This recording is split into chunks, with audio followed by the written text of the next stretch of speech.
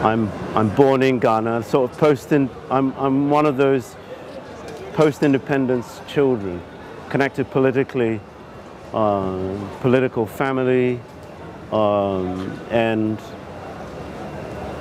was kind of taken outside of the country from when I was a very young child. You know, there was the coup, the coup d'état that took away the whole independence dream, and then I kind of grew up outside of Ghana. Now jump forward, and after years of nearly 2 decades of living outside of Ghana and growing up in different spaces and coming back, I think the importance of place then begins to be part of your purpose.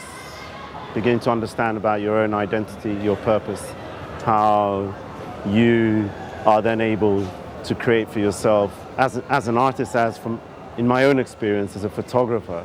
It allowed me to start understanding a little bit more about who I am.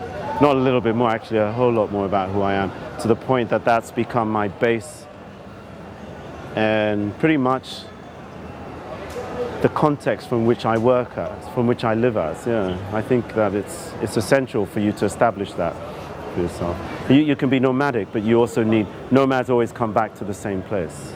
There's always a standing point. Yeah. Once you get to understand the African context of frontiers, they sort of don't make sense, because it's always been even today, as you know, look at the ECOWAS construction, it's a very fluid space, but it has this violent, what the frontiers do, they violently divide us. I think for me it is a violent thing. You know, if you look at Ghana and Togo, literally villages are cut down are divided in half.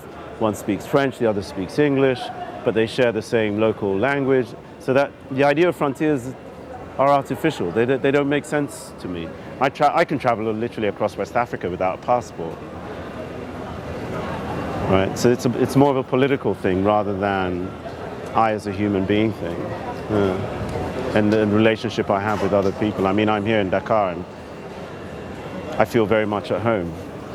In many respects, I might take the idea that frontiers don't exist for granted, because I'm collaborating with artists in different spaces, even like in Europe. Like a lot of times when I'm traveling around the world, I tend to not see the world as a divided space. I prefer to see it as a sort of a unified, fluid